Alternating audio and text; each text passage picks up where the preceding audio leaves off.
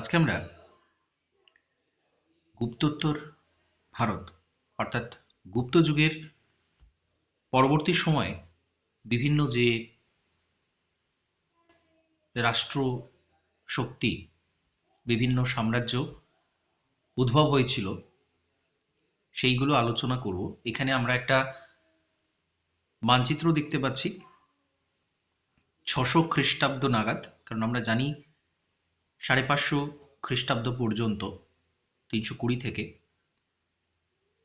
গুপ্ত সাম্রাজ্যটা চলেছিল এবং তারপরে ধীরে ধীরে বিভিন্ন স্থানীয় সাম্রাজ্যের উদ্ভব হয়। তো সেই সমস্ত গুরুত্বপূর্ণ যে সাম্রাজ্যগুলো ছিল সেইগুলো আমরা গোটা ভারতবর্ষ জুড়ে দেখতে পাচ্ছি। এখানে একটু বাম দিকে লক্ষ্য করলে আমরা দেখতে পাবো বর্তমানে যে জায়গাটা দিল্লি, হরিয়ানা, পাঞ্জাব, এখানে দেখব থানেশ্বরে পুষ্যভূতি বংশ। তো তাদের যে এলাকাটাতে তারা সাম্রাজ্য শাসন করত, এটা সেইটা। তার পাশে রয়েছে কনৌজ, মৌখরী বংশ, তারা এখানে রাজত্ব করত। আরেকটু বাম দিকে বলভী, মৈত্রক বংশ, গুর্জর প্রতিহার, কলচুরিশ, চালুক্য, পল্লব, পাণ্ডব, চেরা, এখানে গঙ্গবংশ। তো এই যে গুরুত্বপূর্ণ সাম্রাজ্যগুলো পরবর্তী গুপ্ত যুগে তাদের উদ্ভব হয়েছিল। তো সেইগুলো আমরা পরপর আলোচনা করব। প্রথমে আমরা বলভীর, এই যে বলভী অর্থাৎ প্রপার বর্তমানে যে গুজরাট এলাকাটা, সেইখানে কিন্তু বলভী সাম্রাজ্য সেইখানে ছিল, সেই গুজরাট অঞ্চলে। তো এই যে মৈত্রক বংশের কথা হচ্ছে, যেটা বলভী অঞ্চলে ছিল, সেটা হচ্ছে মৈত্রক বংশ।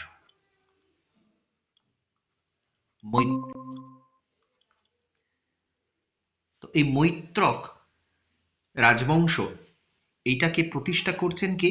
এটাকে প্রতিষ্ঠা করছেন ভট্টারক।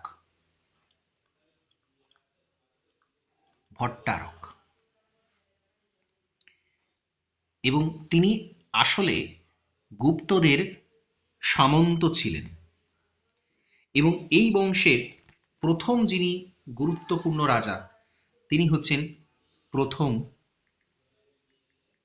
শিলাদিত্য।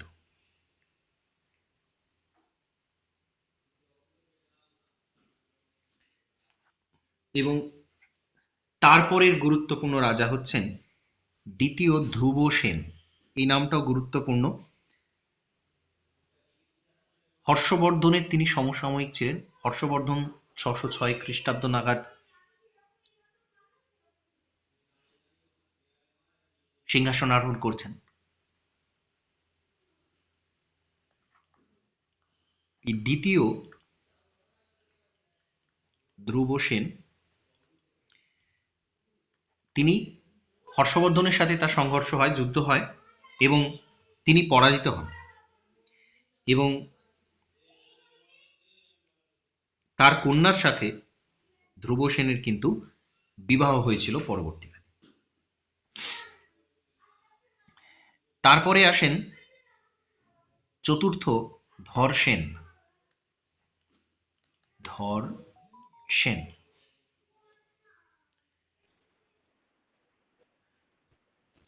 কোনোটা দেখতে পাওয়া যাচ্ছে না?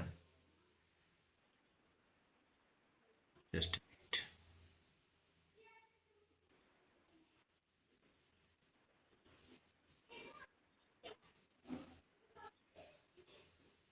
এবার দেখা যাচ্ছে?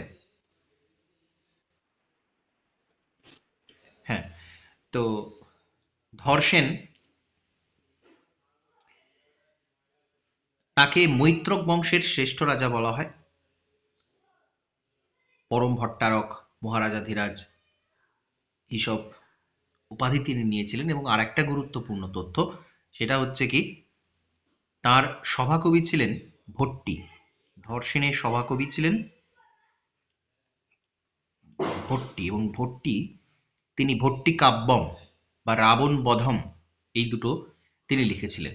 এটা খুব গুরুত্বপূর্ণ। ভট্টি কাব্য কার লেখা বা রাবণ বধম, এটা কিন্তু ভট্টির লেখা, যিনি চতুর্থ ধর্ষণের সভাকবি ছিলেন।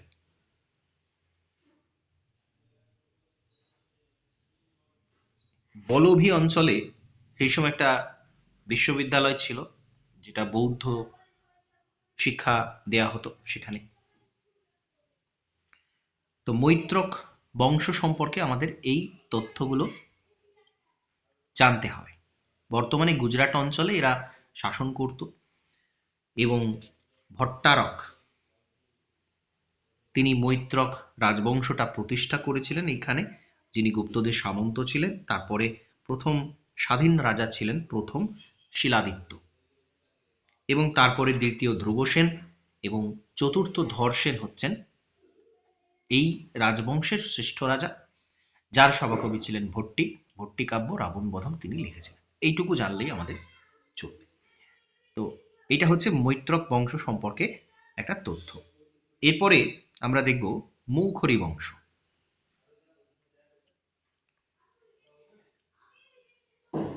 মৌখরী বংশ, এই মৌখরী বংশ কোথায় অবস্থান আমরা দেখব এইখানে, অর্থাৎ বর্তমানে যেখানে উত্তরপ্রদেশ, বিহার এবং বাংলারও বেশ কিছুটা অংশ মৌখরী।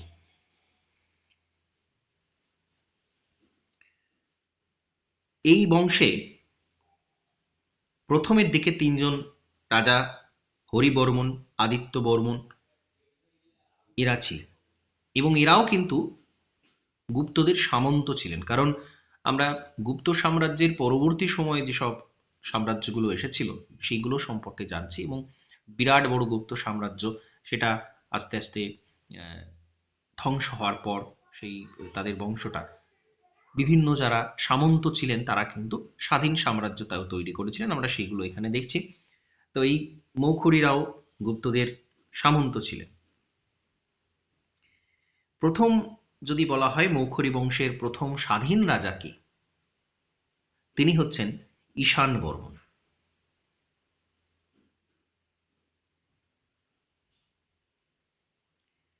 এবং তারপরে যারা রাজা ছিলেন, সর্ববর্মন, অবন্তী বর্মন, গ্রহবর্মন। তো এই গ্রহবর্মন গুরুত্বপূর্ণ ব্যক্তিত্ব। মৌখরী বংশের শেষ রাজা ছিলেন এই গ্রহবর্মন। এবং থানেশ্বরে যে পুষ্যভূতি বংশ, পুষ্যভূতি অর্থাৎ এই জায়গাটা, ঠিক তার পাশের যে রাজ্যটা সেটা ছিল পুষ্যভূতি।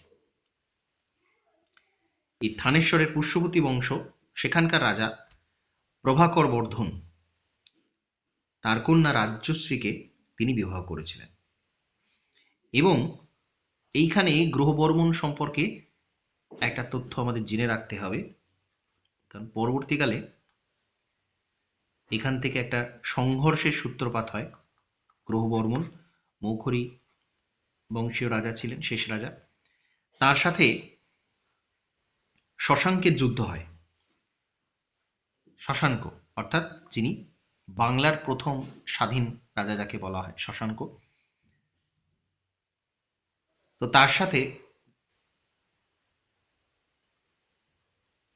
আরেকজন ছিলেন দেবগুপ্ত। এরা দুজনে মিলে কনৌজ আক্রমণ করেন, এবং সেখানে গ্রহবর্মনকে পরাজিত করেন এবং হত্যা করেন। তো এই যে গ্রহবর্মনকে পরাজিত করা হলো, কে করলো? শশাঙ্ক এবং দেবগুপ্ত। এইখানে একটা সংঘর্ষের সূচনা কিন্তু হয়ে যাচ্ছে। প্রথম কথা হচ্ছে কনৌজ বংশটা এখানে শেষ হচ্ছে, কারণ গ্রহবর্মনকে এখানে হত্যা করা হলো। এরপরে এই যে পুষ্যভূতি দের সাথে একটা এদের সম্পর্ক তৈরি হয়েছিল, কারণ পুষ্যবতী বংশীয় রাজা প্রভাকর বর্ধন তার কন্যাকে গ্রহবর্মণ বিবাহ করেছিল। এইখানে হলো কি,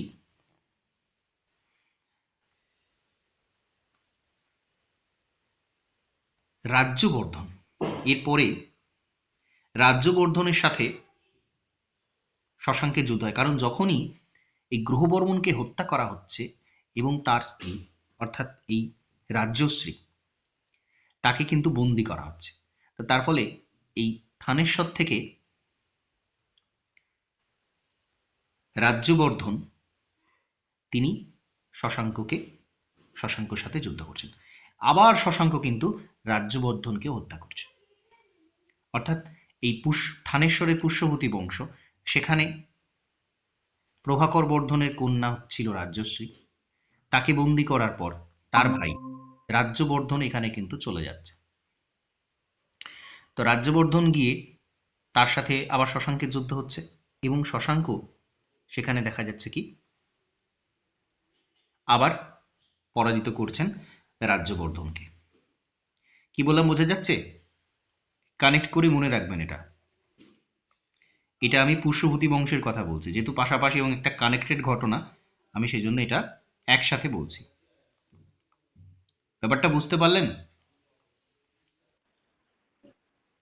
হ্যাঁ, তাহলে পুষ্যবতী বংশ, এটা খুব বিখ্যাত একটা বংশ, পুষ্যবতী বংশ।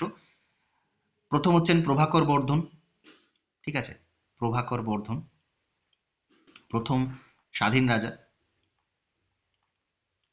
এরাও এই পুষ্যবতী বংশ, থানেশ্বর এই এলাকাটাও গুপ্তদের হাতেই ছিল। তো যখন গুপ্তরা শক্তিশালী কম থাকছে বা তারা যখন শক্তিহীন হয়ে পড়ছে, তখন থানেশ্বর স্বাধীনতা ঘোষণা করছে এবং প্রভাকর বর্ধন ছিলেন প্রথম রাজা। তো তার কন্যা রাজস্বীর সাথে গ্রহবর্মণের এখানে বিবাহ হয়েছিল। যাই হোক, সেইখান থেকে এই সংঘর্ষের সূত্রপাতটা হচ্ছে এবং রাজ্যবর্ধন কিন্তু আবার শশাঙ্কের হাতে মারা যাচ্ছে। শশাঙ্ক কিন্তু আবার হত্যা করছেন রাজ্যবর্ধনকে। এইবার রাজ্যবর্ধন যখন মারা যাচ্ছেন 606 খ্রিস্টাব্দে, তখন হর্ষবর্ধন কিন্তু সিংহাসনে বসছেন, অর্থাৎ সেই 606 খ্রিস্টাব্দ। এটা খুব গুরুত্বপূর্ণ একটা বছর, 606 খ্রিস্টাব্দ। 606 খ্রিস্টাব্দে হর্ষবর্ধন সিংহাসনে বসছেন এবং এইখান থেকে হর্ষাব্দ শুরু হচ্ছে, হর্ষ সম্বৎ বা হর্ষাব্দ শুরু হচ্ছে। এবং হর্ষবর্ধনের যে উপাধিগুলো ছিল তার মধ্যে একটা হচ্ছে শিলাদিত্য এবং আর একটা হচ্ছে সকলোত্তর পথনাথ।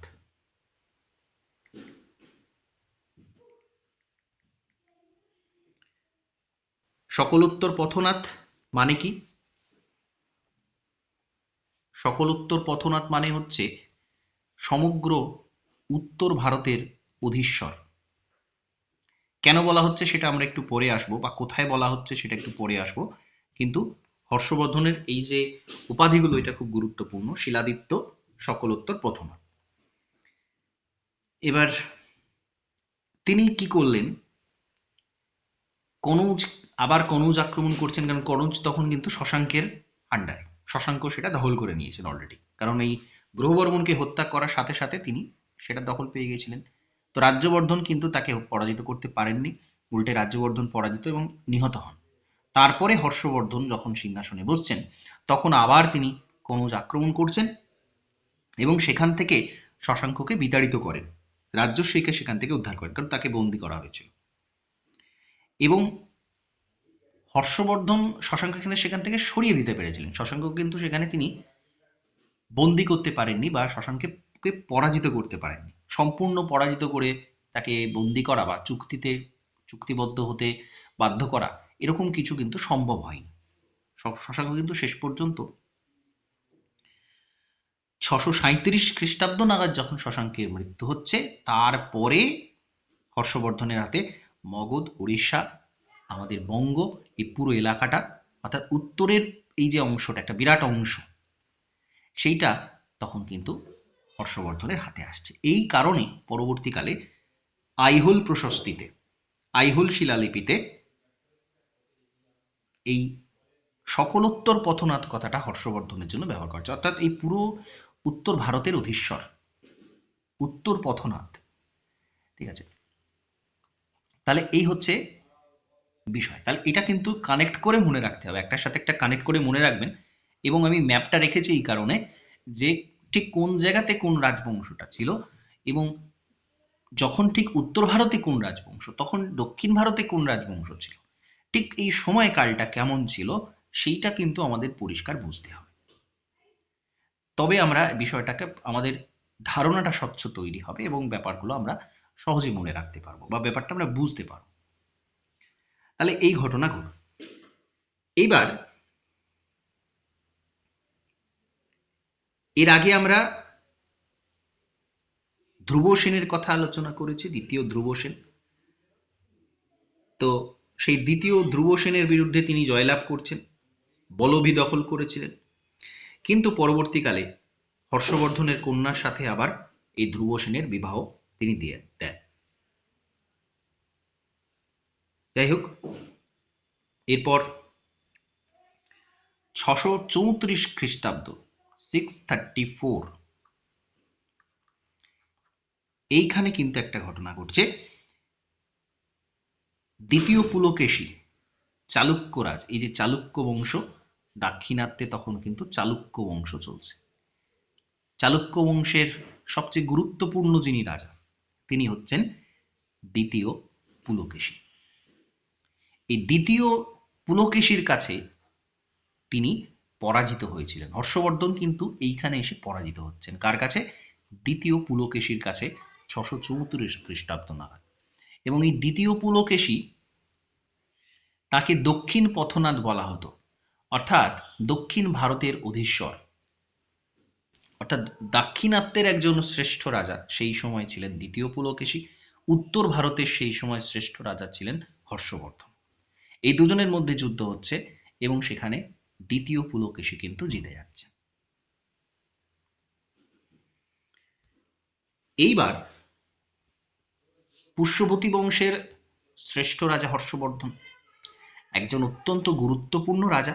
আমাদের ভারতবর্ষের ইতিহাসে যে সমস্ত গুরুত্বপূর্ণ রাজা, তাদের কথা আমরা জানি বা বিশেষভাবে জানতে হয়, তাদের মধ্যে একজন হচ্ছে হর্ষবর্ধন। তিনি নিজে কিন্তু একজন সংস্কৃতজ্ঞ পণ্ডিত ছিলেন। 3টে নাটক তিনি রচনা করেছিলেন। এটা বলতে পারবেন আশা হচ্ছে অনেকে, হর্ষবর্ধনের নাটকগুলোর নাম কি ছিল?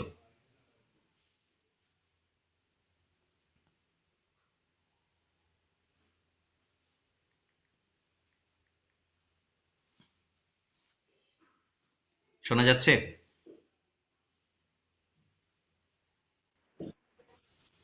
হ্যাঁ, এটা খুব গুরুত্বপূর্ণ।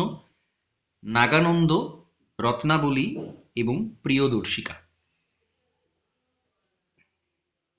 সংস্কৃত নাটক নাগানন্দ, রত্নাবলী এবং প্রিয়দর্শিকা, এই 3টে নাটক হর্ষবর্ধন লিখেছিলেন। এবং এই সময় হর্ষবর্ধনের রাজসভাতে একজন গুরুত্বপূর্ণ কবি ছিলেন, সভাকবি, তিনি হচ্ছেন বাণভট্ট। বাণভট্ট কি লিখছেন? হর্ষচরিত এবং কাদম্বরী, অত্যন্ত গুরুত্বপূর্ণ দুটো রচনা, হর্ষচরিত এবং কাদম্বরী বাণভট্ট লিখছেন। এছাড়া আরো অনেক গুরুত্বপূর্ণ সভাসদ তার সভাতে ছিলেন। তার সময়ে কালে এই যে থানেশ্বর বা এই উত্তর ভারতের বেশ কিছুটা অংশ, সে কিন্তু যথেষ্ট সুসামঞ্জস্য সেই সময় ছিল। একজন ভালো রাজা হিসেবে তিনি পরিচিত ছিলেন।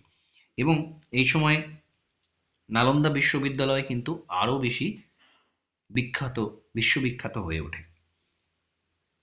এবং সবচেয়ে বড় কথা, আর একটা গুরুত্বপূর্ণ বিষয় কি, হিউয়েন সাং এখানে কিন্তু হর্ষবর্ধনের রাজসভায় তিনি এসেছিলেন এবং সেখানে তার রচনা থেকে আমরা কিন্তু আরো অনেক কিছু ডিটেলে এই সময় জানতে পারি। সি ইউকি তিনি যেটা লিখেছিলেন, সেই বইটা সি ইউকি থেকে আমরা আরো অনেক ডিটেল তথ্য জানতে পারি। তো এখানে একটা গুরুত্বপূর্ণ বিষয় কি, প্রয়াগ বা যেটা এলাহাবাদ, বর্তমানে যেটাকে প্রয়াগরাজ নাম দেওয়া হয়েছে, সেই জায়গাটাতে হিউয়েন সাং, হর্ষবর্ধন 5 বছর অন্তর একটা মেলার আয়োজন সেখানে তিনি করতেন, এবং সেখানে তিনি সমস্ত কিছু দান করে দিতেন, তার রাজকোষ শূন্য করে দিয়ে সেই 5 বছর অন্তর সেই মেলাতে তিনি সবকিছু দান করে দিতেন। এবং এই জন্যে এই জায়গাটার নাম দেয়া হয় দান ক্ষেত্র বা সন্তোষ ক্ষেত্র। এবং সেখানে তিনি কিন্তু কোনো জাতি ধর্ম দেখতেন না, জাতি ধর্ম নির্বিশেষে সেখানে দান করা হতো। তো এটাকে বলা হচ্ছে দান ক্ষেত্র বা সন্তোষ ক্ষেত্র। ঠিক আছে।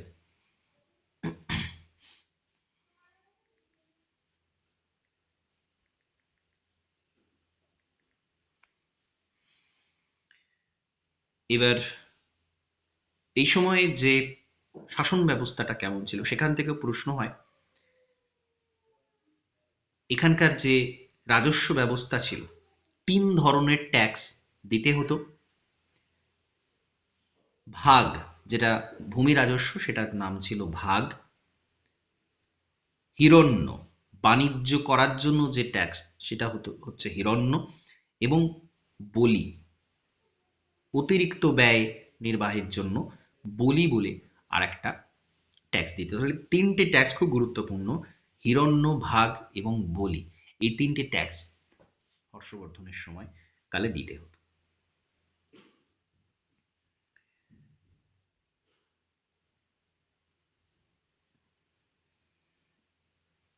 তাহলে এই তথ্যগুলো কিন্তু আমাদেরকে মনে রাখতে হবে, প্রত্যেকটা তথ্য এখানে গুরুত্বপূর্ণ।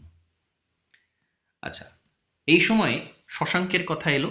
শশাঙ্ক সম্পর্কে বা গৌড় সম্পর্কে আমাদের এখানে কিন্তু জানতে হবে। গৌড়ের যে গৌড়ের স্বাধীন রাজবংশ।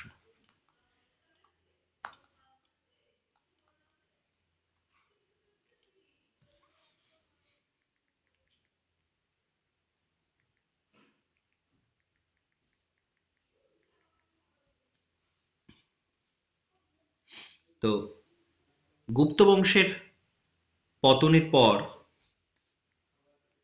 স্বাধীন গৌড় রাজবংশ সূচনা হচ্ছে, এবং শশাঙ্ক ছিলেন বাংলার এই অংশের প্রথম সার্বভৌম শাসক।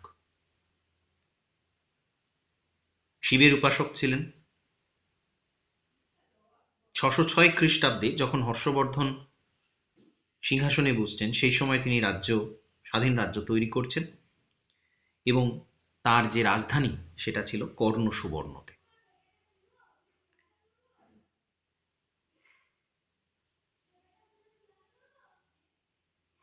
এবার 637 খ্রিস্টাব্দে তার মৃত্যু হচ্ছে, এবং তার মধ্যেকার যে সময় তিনি কিন্তু স্বাধীনভাবে অপরাজিত থেকে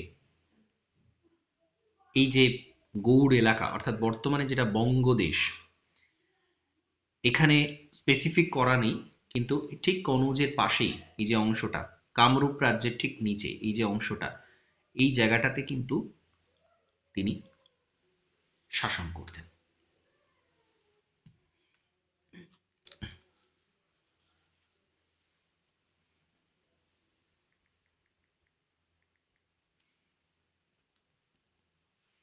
আচ্ছা, এবার আমাদের একটু দাক্ষিণাত্যে চলে যেতে হবে। উত্তরের যেসব সাম্রাজ্যগুলো, সেগুলো নিয়ে আমরা আলোচনা করলাম। দক্ষিণ ভারতে চালুক্য বংশ।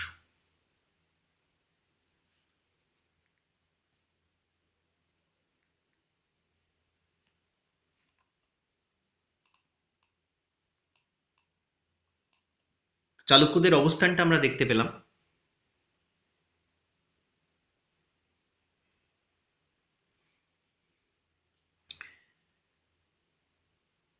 এবার চালুক্যদের ঠিক উদ্ভব কিভাবে হলো সেটা নিয়ে বিভিন্ন বিতর্ক রয়েছে।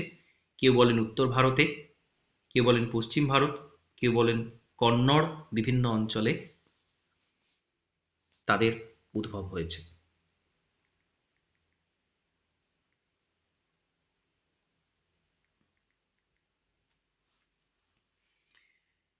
তো উত্তর ভারতে উদ্ভব হয়েছে সেটা আমরা বিক্রমাঙ্ক দেবচরিত এইখান থেকে আমরা জানতে পারি। কারণ এই চালুক্যদের বেশ কয়েকটা শাখা ছিল, অর্থাৎ এক একটা বংশের যে বিভিন্ন শাখা হয়, অর্থাৎ বংশেরই কেউ হয়তো অন্য জায়গায় গিয়ে সেখানে একটা সাম্রাজ্য স্থাপন করলেন, তাকে আমরা একটা শাখা হিসেবে ধরবো। এরকম চালুক্যদের 3টে শাখা ছিল।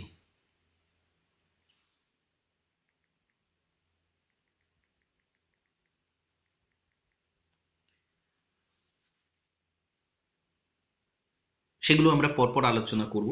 এই 3টে শাখার মধ্যে একটা শাখা হচ্ছে বাদামি।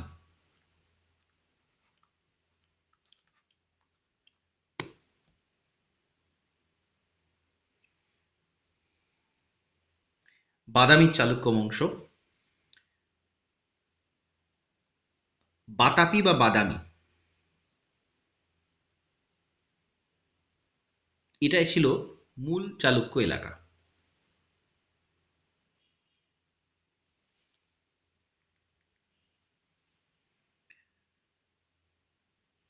এই যে বাদামি অঞ্চল, সেখানে প্রথম যিনি সাম্রাজ্য স্থাপন করছেন তিনি হচ্ছেন প্রথম পুলকেশী। বাদামি চালুক্য বংশে প্রতিষ্ঠা করছেন, বাদামি অঞ্চলে একটা দুর্গ নির্মাণ করছেন এবং গুরুত্বপূর্ণ যেসব যজ্ঞগুলো হয়, অশ্বমেধ, বাজপেয়, অগ্নিষ্টম, এইসব যজ্ঞ তিনি করেছিলেন। ঠিক আছে, তাহলে বাদামি চালুক্য বংশ, প্রথম পুলকেশী।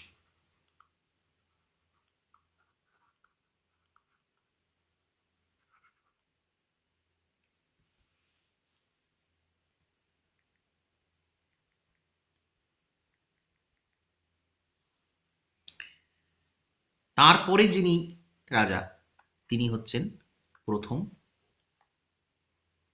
কীর্তিবর্মন। কীর্তিবর্মন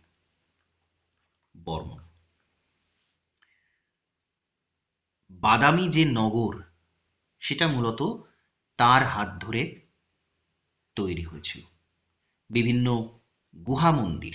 আচ্ছা, আরেকটা বিষয় বলি, এই যে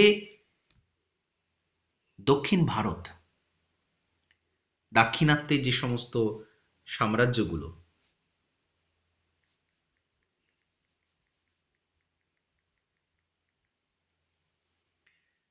এই প্রত্যেকটা সাম্রাজ্যে কিন্তু যেসব নির্মাণ কার্য ছিল, বিভিন্ন মন্দির শৈলী, বিভিন্ন আরো যেসব নির্মাণ কার্য হয়, তাদের যে স্মৃতিসৌধ, এই যে নির্মাণগুলো, এগুলো কিন্তু খুবই গুরুত্বপূর্ণ।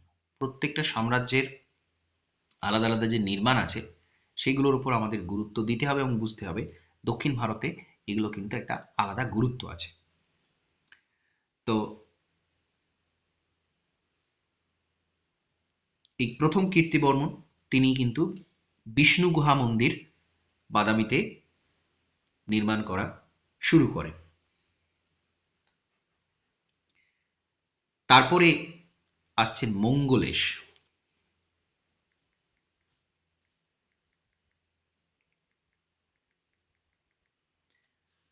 কীর্তিবর্মনের ভাই, এবং তারপরে আসেন দ্বিতীয় পুলকেশী।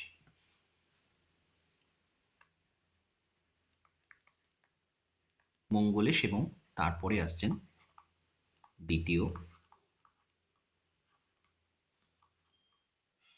পুলকেশী। এই দ্বিতীয় পুলকেশী হচ্ছেন এই বাদামি চালুক্য বংশের শ্রেষ্ঠ সম্রাট।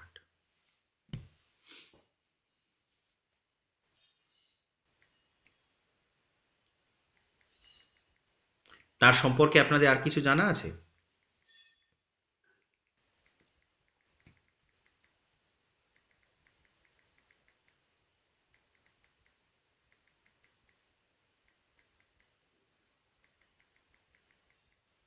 দ্বিতীয় পুলকেশী সম্পর্কে আর কোনো তথ্য জানা আছে আপনাদের?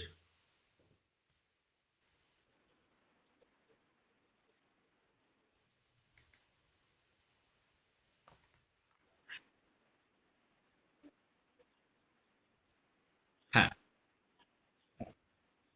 একদম। তো এগুলো আছেই। একদম, একদম। আইহোল প্রশস্তির কথা একটু আগে বলছিলাম। আইহোল প্রশস্তিটা কিন্তু রবিকীর্তি লিখেছিলেন, দ্বিতীয় পুলকেশীর তিনি সভাকবি ছিলেন। তো সেখানে কিন্তু হর্ষবর্ধনেরও প্রশংসা করা হচ্ছে। সেখানে দক্ষিণ পথনাথ বলা হচ্ছে দ্বিতীয় পুলকেশীকে, এবং তার সাথে সাথে হর্ষবর্ধনেরও কিন্তু প্রশংসা করে, যদিও দ্বিতীয় পুলকেশীর কাছে হর্ষবর্ধন কিন্তু পরাজিত হয়েছিল। ঠিক আছে, যাই হোক, দ্বিতীয় পুলকেশী সম্পর্কে আরও বেশ কিছু তথ্য আমাদেরকে মনে রাখতে হবে।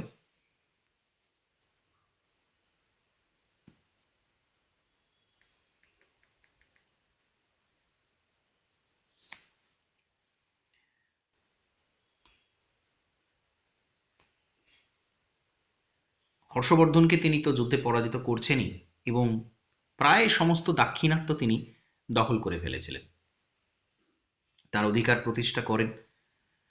আশপাশের যেসব সাম্রাজ্যগুলো ছিল, অর্থাৎ চোল, পাণ্ড, চেরো, গঙ্গ, আমরা ম্যাপে যেগুলো দেখলাম, চালুক্যের আশপাশে যেসব সাম্রাজ্যগুলো, ছোট ছোট সাম্রাজ্য, সেগুলো তিনি সব দখল করে নিয়েছিলেন। এবং এইখানে পল্লবদের সাথে চালুক্যদের সংঘর্ষ এইখানে শুরু হয়। কেন শুরু হয়, কি ঘটনা হয়, সেটা এখানে আমরা একটু ম্যাপটা দেখে নেব আরেকবার। ম্যাপটা দেখা যাচ্ছে তো? চালুক্যদের অবস্থানটা দেখতে পাচ্ছেন? এর পাশে কিন্তু দেখুন পল্লব, এখানে হচ্ছে চেরো, পাণ্ড, পল্লব, এদের অবস্থান কিন্তু এখানে ছিল। এবার এই চালুক্য বংশীয় রাজা দ্বিতীয় পুলকেশী তিনি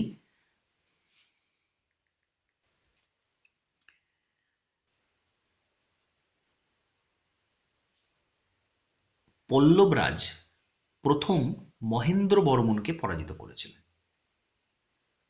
পল্লবরাজ প্রথম মহেন্দ্র বর্মনকে পরাজিত করেছিলেন। আরও অন্যান্য সাম্রাজ্য সেখানে তিনি পরাজিত করছেন, এবং তার সাথে সাথে মহেন্দ্র বর্মনকে তিনি পরাজিত করছেন। এবার এই মহেন্দ্র বর্মনের পুত্র প্রথম নরসিংহ বর্মন, তিনি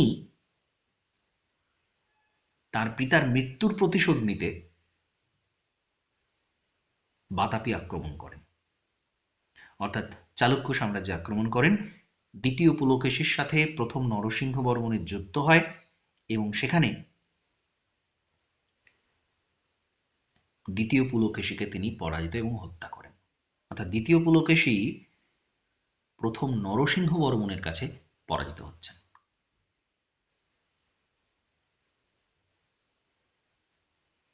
তাহলে বোঝা গেল ব্যাপারটা? একটু আগে যেমন হর্ষবর্ধন তার সাথে শশাঙ্ক, এদের যে সংঘর্ষ সেটা আলোচনা করছিলাম, এখানেও সেরকম একটা ঘটনা আছে। সেটা হচ্ছে কি, এই পল্লব বংশ, পল্লব বংশের প্রথম মহেন্দ্র বর্মনকে পরাজিত করছেন দ্বিতীয় পুলকেশী, তাকে হত্যা করছেন, এবং প্রথম মহেন্দ্র বর্মনের পুত্র প্রথম নরসিংহ বর্মন, তিনি আবার দ্বিতীয় পুলকেশীকে পরাজিত করছেন, এবং বাতাপি নগরটাকে তিনি ধ্বংস করেন। বাতাপি নগর ধ্বংস করে তিনি উপাধি নিচ্ছেন বাতাপি কোন্ড। অর্থাৎ প্রথম নরসিংহ বর্মন বাতাপি কোন্ড উপাধি নিয়েছিলেন বাতাপি ধ্বংস করে। কারণ এই বাতাপি বা বাদামি, যেটা চালুক্যদের রাজধানী ছিল, এই অংশের চালুক্যদের রাজধানী ছিল বাদামি বা বাতাপি, সেটা ধ্বংস করেছিলেন প্রথম নরসিংহ। তো আমরা যখন পল্লব সাম্রাজ্য পড়ব, সেখানে আবার এই তথ্যটা আসবে। তো এটা কিন্তু মনে রাখবেন। তো এই দ্বিতীয় পুলকেশী সম্পর্কে এই তথ্যগুলো খুব গুরুত্বপূর্ণ। তিনি হর্ষবর্ধনকে পরাজিত করছেন, তাকে দক্ষিণ পথনাথ বলা হচ্ছে, আশপাশের সমস্ত এলাকাগুলো তিনি দখল করে নিয়েছিলেন, এবং পল্লবদের সাথে তার সংঘর্ষ হয়। পরবর্তীকালে সেই পল্লবদের হাতেই তিনি কিন্তু নিহত হচ্ছেন দ্বিতীয় পুলকেশী। এবার এই যে দ্বিতীয় পুলকেশী সভাকবি রবিকীর্তি, তিনি আইহোল প্রশস্তি লিখছেন।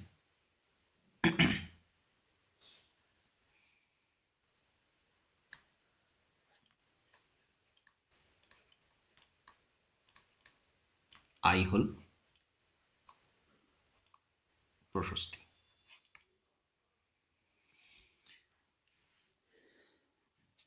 এটা একটা সংস্কৃত কাব্য বলা যায়। দ্বিতীয় পুলকেশী কিভাবে বিভিন্ন সাম্রাজ্য দখল করেছিলেন সেই সম্পর্কে ডিটেলে তিনি লিখেছেন।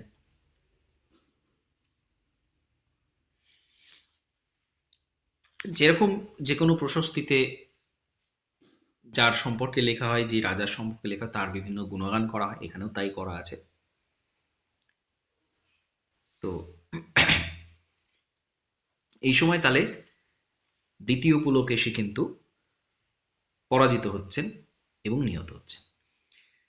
তারপরে প্রথম বিক্রমাদিত্য এবং আরো অন্যান্য রাজারা সাম্রাজ্য চালিয়েছিলেন।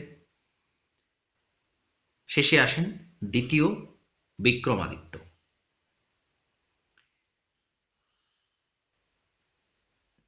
তারপরে আসেন দ্বিতীয় কীর্তিবর্মন, এবং এই কীর্তিবর্মন যখন পরাজিত হচ্ছেন, অর্থাৎ এই দ্বিতীয় কীর্তিবর্মন হচ্ছেন চালুক্যদের, বাদামী চালুক্যদের শেষ রাজা।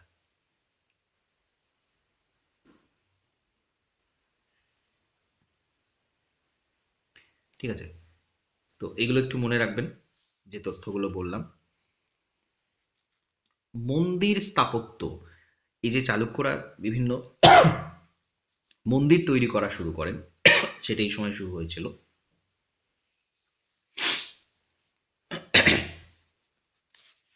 এখানে মনে রাখতে হবে বিরূপাক্ষ মন্দির, দ্বিতীয় বিক্রমাদিত্য, এই রাজ্যের, এই সাম্রাজ্যের রাজা দ্বিতীয় বিক্রমাদিত্য, তার স্ত্রী, তিনি এই বিরূপাক্ষ মন্দির তৈরি করেছিলেন এই সময়। এবং বাদামীর গুহা মন্দির, একটা পাহাড় কেটে তার মধ্যে গুহা মন্দির তৈরি করা হয়। এটা কিন্তু খুব গুরুত্বপূর্ণ, বাদামীর গুহা মন্দির, সেটাও এই সময়ে স্থাপিত হচ্ছে। আচ্ছা, চালুক্যদের এটা একটা শাখা, এই বাদামী। আরো দুটো শাখা ছিল, সেটা কি না বেঙ্গি।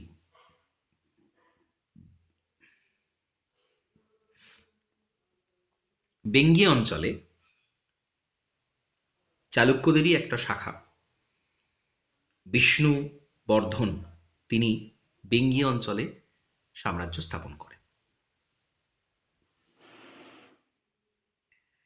জয়সিংহ, দ্বিতীয় বিষ্ণুবর্ধন, দ্বিতীয় বিজয়াদিত্য, এরকম বিভিন্ন রাজারা কিন্তু তারা এখানে রাজত্ব করেছিলেন।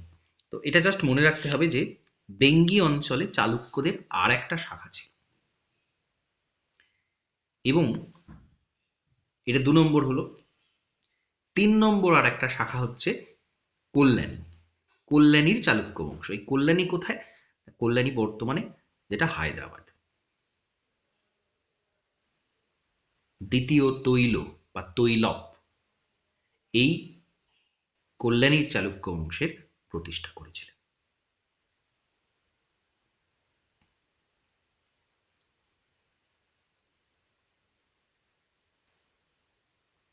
তো এই তথ্যগুলো একটু ছোট করে আমাদের মনে রাখতে হবে, এবং যেগুলো আমি হাইলাইট করলাম যে এই অংশটা বেশি গুরুত্বপূর্ণ, সেইগুলো আমাদের মনে রাখতে হবে। ঠিক আছে? আচ্ছা, দাক্ষিণাত্যের এই যে বংশগুলো, এইখানে একটু কনসেন্ট্রেট করতে হবে আলাদা করে, কারণ এখানকার যে রাজবংশগুলো আছে বা যে নামগুলো আছে, সেটা কিন্তু খুব কাছাকাছি, একটার সাথে একটা গন্ডগোল হয়ে যায় অনেক সময়। তো যখন আমরা যেটা তৈরি করব, সেটা কিন্তু খুব ভালো করে তৈরি করব, যাতে করে অন্যটার সাথে এটা যেন গুলিয়ে না যায়। এরপরে আমরা পল্লব বংশ পড়ব, চোল বংশ পড়ব, রাষ্ট্রকূট বংশ পড়ব।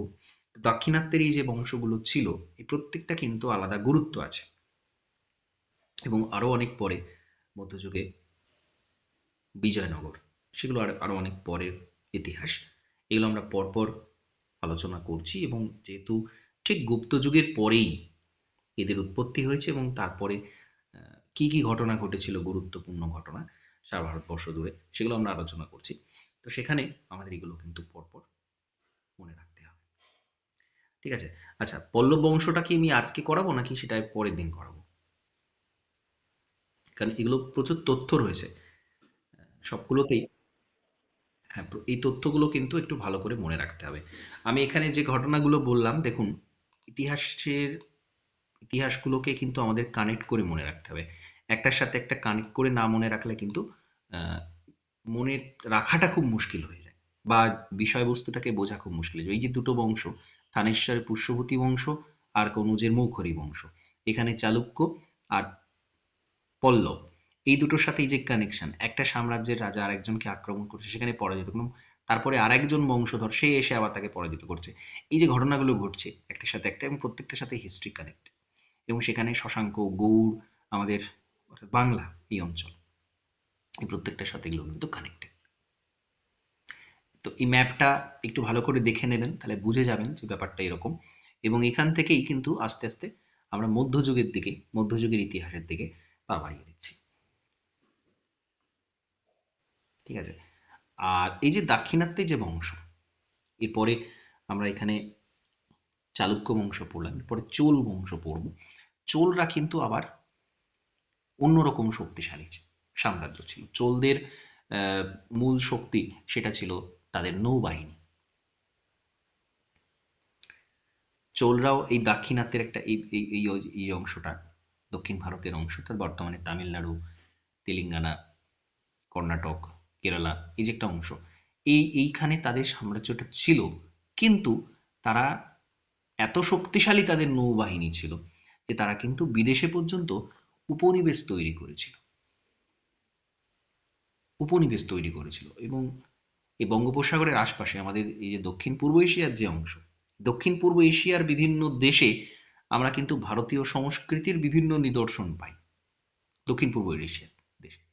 তো সেই তার জন্য কিন্তু এই চোল বংশ, বা যারা এখানে সমুদ্র পার করে এখানে বিভিন্ন নিদর্শন স্থাপন করতে পেরেছিলেন, সাম্রাজ্য স্থাপন তো বটেই। যেমন আমরা অঙ্কর ভাটের মন্দিরের কথা বলি, আরও বিভিন্ন স্থাপত্য আছে, সেগুলো কিন্তু ভারতবর্ষ থেকে বিভিন্ন রাজারা গিয়ে তারা তৈরি করেছে, ভারতীয় সংস্কৃতি সেখানে ছড়িয়েছিলেন, এবং সেখানে চোল বংশের একটা ভূমিকা ছিল বিরাট বড়। সেগুলো আমরা পরপর আলোচনা করব, কিন্তু যখনই আমরা ইতিহাসটা পড়ব তখন কিন্তু একটার সাথে একটা কানেক্ট করে পড়ব।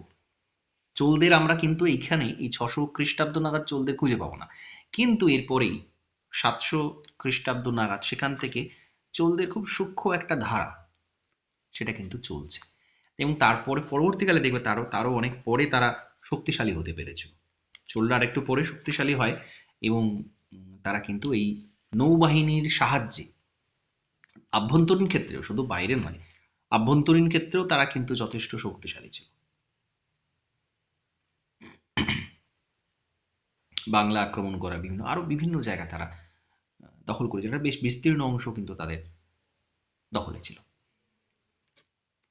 তারপরে ধীরে ধীরে আমরা দেখব প্রাচীন যুগ থেকে মধ্যযুগে আস্তে আস্তে বিবর্তিত হচ্ছে, নতুন নতুন ভাবনা চিন্তা, নতুন নতুন ধারা চলে আসছে, এবং যেই মধ্যযুগের কাছে চলে আসছে 712 খ্রিস্টাব্দ নাগাদ,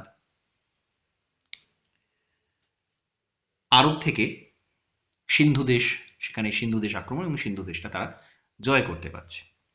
তারপরে মুসলিম শাসন শুরু হচ্ছে ধীরে ধীরে, আমরা কিন্তু একদম মধ্যযুগের মূল পর্বে তারপরে চলে আসছি, এবং সেখানে সুলতানি বংশ, তারপরে মুঘল রাজবংশ, এবং তারপরে সেখান থেকে কিন্তু আস্তে আস্তে বিভিন্ন বিদেশি শক্তি আসা শুরু করে।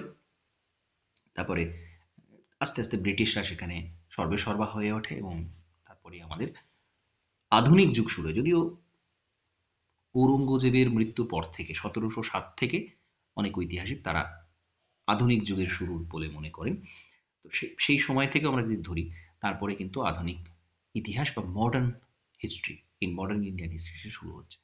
এবং তারপরে মোটামুটি 1858 সময় থেকে, অর্থাৎ মহাবিদ্রোহের সময় থেকে আমাদের ফ্রিডম স্ট্রাগলের যে অধ্যায়, সেটা আস্তে আস্তে শুরু, সেটা মডার্ন এজের মধ্যেই পড়ছে, কিন্তু ফ্রিডম স্ট্রাগলটা যেহেতু একটা অন্য ধরনের ইতিহাস, সেটাকে আমরা আলাদা করে আবার আলোচনা করি।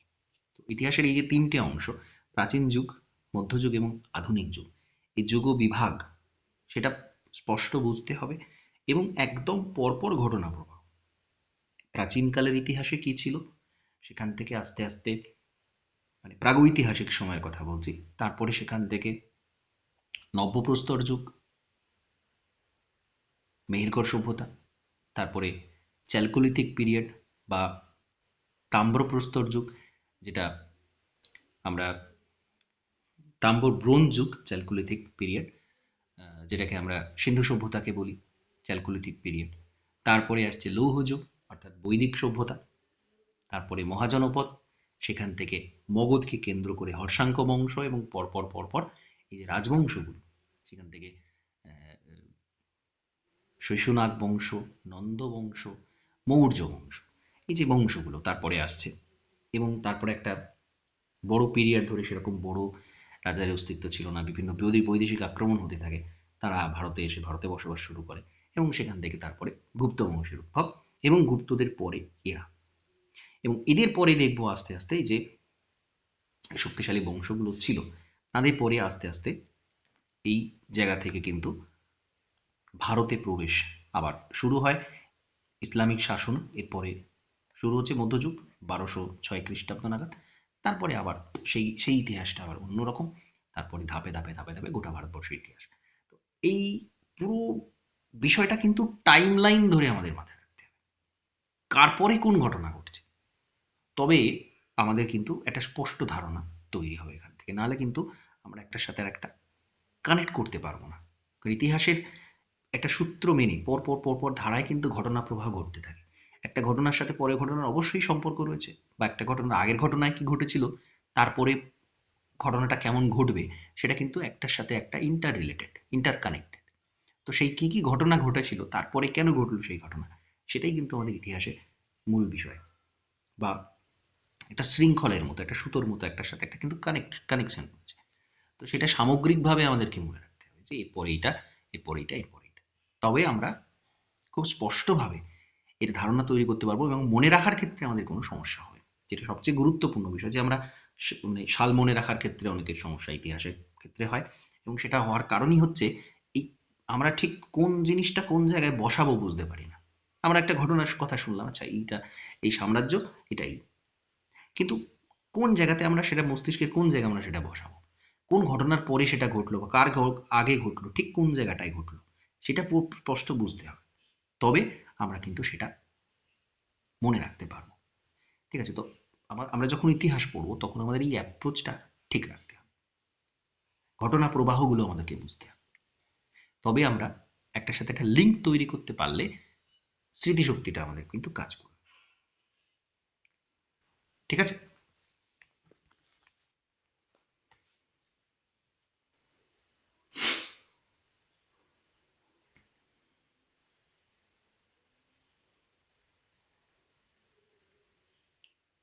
কিছু প্রশ্ন আছে?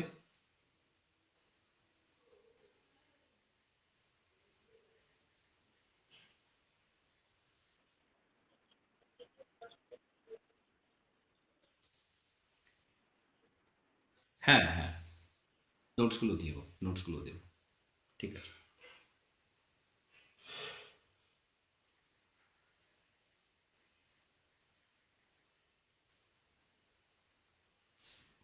বেশ, ঠিক আছে, তাহলে আজ এই ক্লাসটা এখানে কমপ্লিট করছি।